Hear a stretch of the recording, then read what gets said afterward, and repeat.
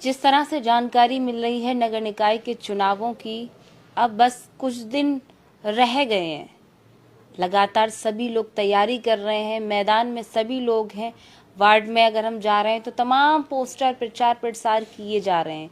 लेकिन आज हम बात करेंगे इसी वार्ड के मौजूदा पार्षद से। ये वार्ड है 63 और यहाँ के पार्षद हैं मोहम्मद रिजवान, जो हमारे साथ मौजूद हैं। और यहाँ पर जानेंगे कि 5 साल इनके बेमिसाल कैसे रहे, क्या क्या संघर्ष किया, जनता के लिए क्या किया, विकास कार्यों के अलावा और जो सरकारी योजनाएं हैं वो जनता तक अपने वार्ड में इन्होंने कैसे पहुंचाई। पार्षद जी, सबसे पहले तो बहुत बहुत स्वागत है। मेरा पहला सवाल, 5 साल आपके बेमिसाल कैसे रहे? देखिए, ये तो जनता का आशीर्वाद था कि 5 साल मुझे काम करने का मौका मिला और जनता ने एक मत में उस टाइम पे भी लोग पैसे वाले तो उनके बराबर में, मगर उन सबको नकार के ठुकरा करके मुझ पर भरोसा किया, मुझे वोट दिया। मैं कल भी जनता का एहसानमंद था, आज भी हूँ। और काम तो ये है कि जहाँ तक इस सरकार को जो हम लोगों के माइनॉरिटी के क्षेत्र हैं, माइनॉरिटी के क्षेत्रों में देखते हुए जो हमारे यहाँ काम होने चाहिए थे वो नहीं हो पाए हैं। कोशिश ये की कि नगर निगम में धरना भी दिया है, FIR भी हुई हम लोगों के ऊपर। कई बार धरना प्रदर्शन करने के बावजूद भी इतना काम करा लिया कि जो क्षेत्र में थोड़ा सा माहौल ठीक है और जो काम होने चाहिए थे हमारे क्षेत्र में वो उस तरीके से काम नहीं हो पाए। क्या क्या काम जो रह गए और क्या क्या आपने कराए पिछले 5 साल में? लगभग काम तो देखिए मैडम कि 40% काम हम लोग करा चुके हैं। 60% हमारे क्षेत्रों में जो मलिन बस्ती है वहाँ काम बाकी है। सच्चाई तो ये, हम आपसे कहते हैं हमने 80% काम कराया तो नहीं कराया। लगभग 40% हम लोगों ने काम किया। जो मलिन बस्ती थी हमारे यहाँ, एक एक आदमी के बराबर गड्ढे थे, वो माननीय विधायक जी ने, अफीजा जी ने कूड़ा विभाग से भी 55 लाख रुपए काम कराया। और हम लोगों ने निगम से भी संघर्ष करके मुकदमे झेल के और जैसे भी जो कुछ हुआ वहाँ धरना देकर भी, और लगभग 2.5 करोड़ रुपए का काम निगम से भी हम लोगों ने पास किया। और 12 समर लगवाने का हमने क्षेत्र में काम किया। 2 ट्यूबवेल लगे हैं नए, एक कुरैफियान कब्रिस्तान में, एक हमारा पटेल क्लास में, तो माननीय महापौर जी ने लगवाया था। और क्षेत्र में बहुत सारी गलियां ऐसी थी जहाँ लोग निकलने को तो बहुत दूरी आदमी वहाँ पे देखना पसंद नहीं करता था। आज हम लोग अपनी मेहनत से और निगम में संघर्ष करके वो गलियां आज हमने बनवा दी हैं।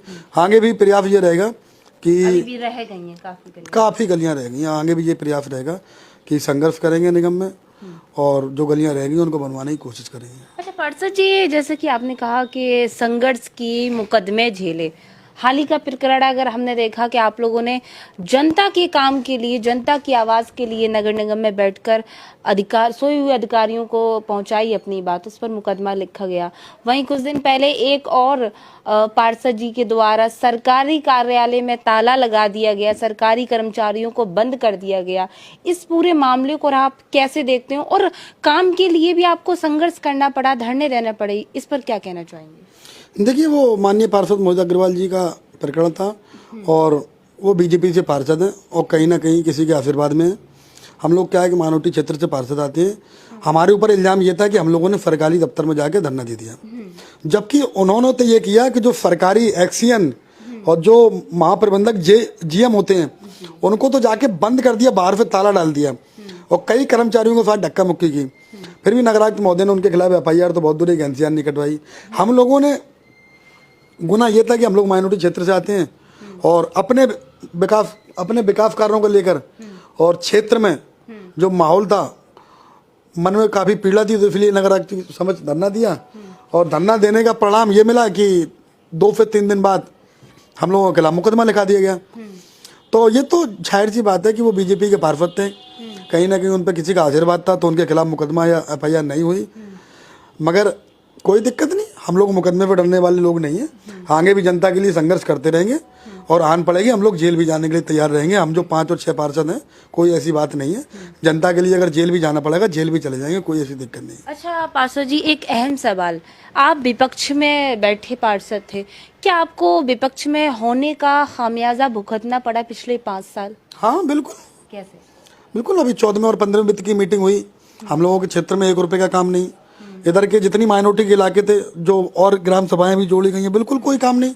जो एक हमारे यहाँ पार्षद हैं गेंदा राठौर जी, एक विनोद हैं, 80-80 लाख रुपए, 90-90 लाख रुपए 1-1 करोड़ रुपए का काम 15 वित्त के सरकारी पैसे का कुल मिला के पूरा दुरुपयोग किया गया। आज अगर आपकी वार्ड में काम कराने के लिए क्या सड़कें नहीं थी, क्या टूटी फूटी गलियां नहीं थी जो नहीं दिखी अधिकारियों को, जिम्मेदारों को? अधिकारी तो करना चाहते हैं, मगर वो 14वें और 15 वित्त की मालिक जो थी उसका जो डिसीजन करती है वो महापौर जी करती हैं। उनको राठौर और जो उनके चहीते पार्षद हैं उनके अलावा कोई दिखाई नहीं दिया।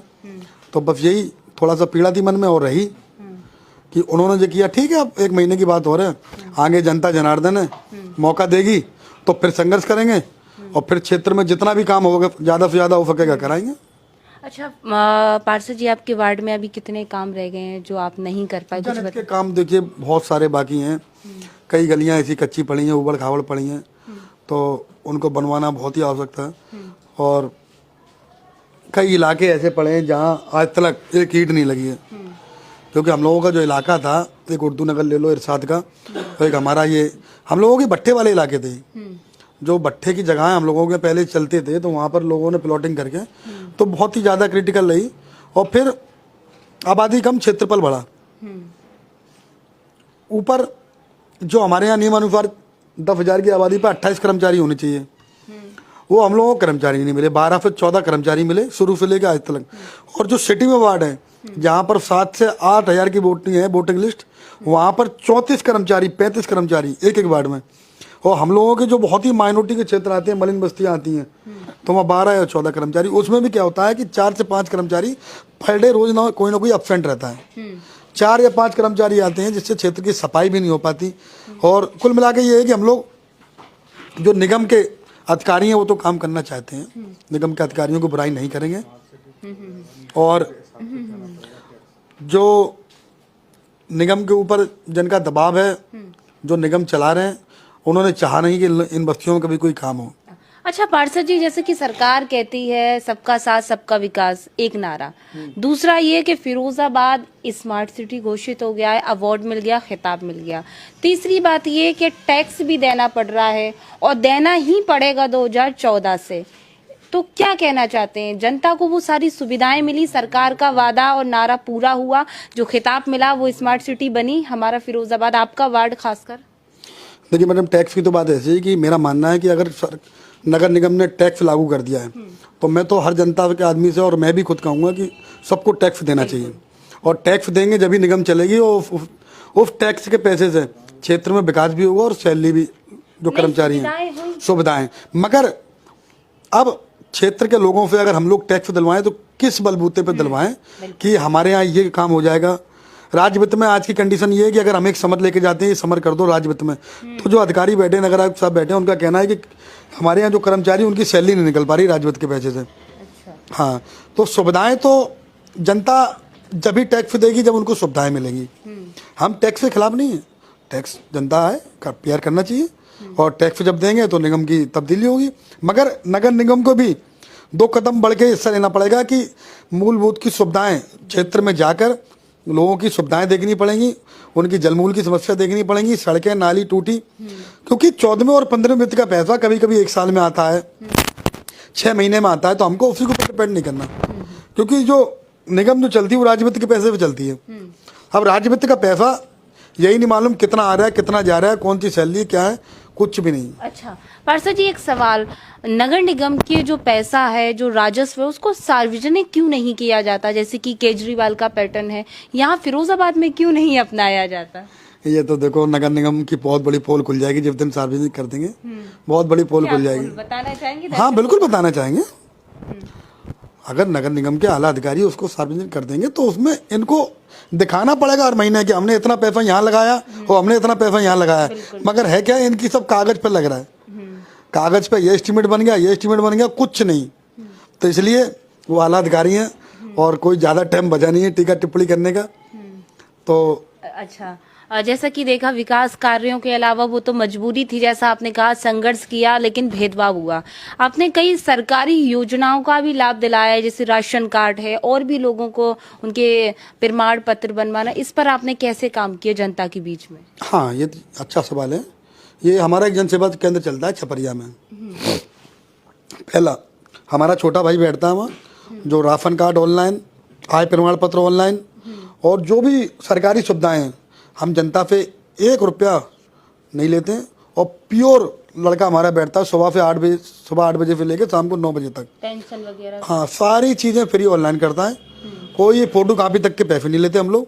और जहाँ तक जितनी भी कोशिश हुई है, लोगों के हमने राशन कार्ड भी बनवाए हैं, पेंशन भी बनवाई है जहाँ तक, और लोगों को रिक्शे भी दिलवाए हैं विकलांग।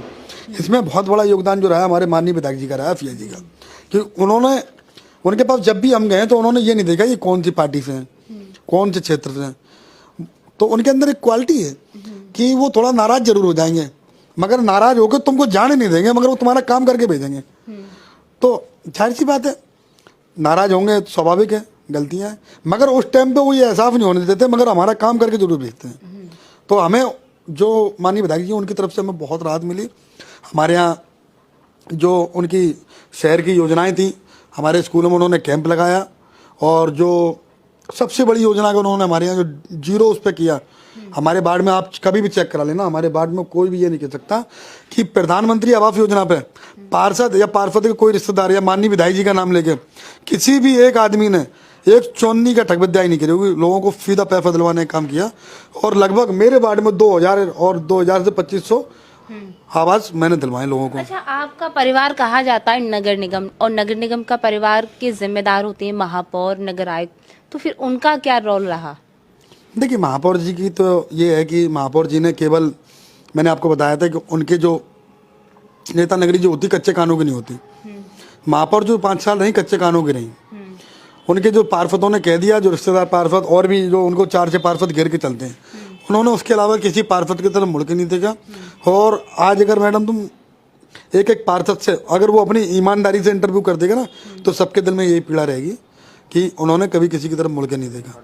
अच्छा, एक और सवाल मैं आपसे पूछना चाहूँगी, चूँकि नगर निकाय के चुनाव नज़दीक हैं और सभी लोग तैयारी कर रहे हैं, अब आप भाग अपना आजमाना चाहेंगे, कैसे, क्या आपकी तैयारी है, रणनीति है? देखिए, हमारे पास पैसा तो है नहीं भाग आजमाने के लिए।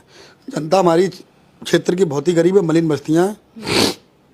तो उसी तरीके से अपने विचार रख के, जनता की सुन के, जिस तरीके से जनता ने हमें पहले प्यार दिया था, मुझे भरोसा है उससे ज़्यादा, बहुत ज़्यादा जनता का प्यार इस बार भी मिलेगा।